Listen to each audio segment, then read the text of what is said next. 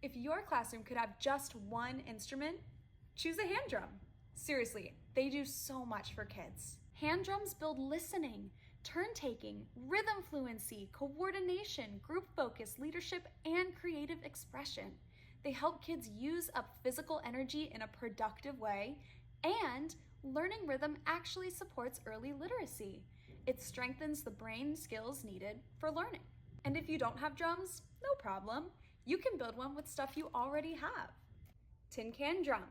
Take an empty coffee can or oatmeal container. Stretch a balloon or parchment paper over the top, secure with a rubber band, and tap with hands or pencils. Option 2, box drum. Use a shoe box, rip off the top if it's connected, stretch wax or parchment paper over the opening, tape it down, and boom! Instant group drum. Or the easiest one, flip a pot, bowl, or big cup, and done. Don't let perfect materials stop you from making music today. Hand drums are fun, durable, and instantly engaging.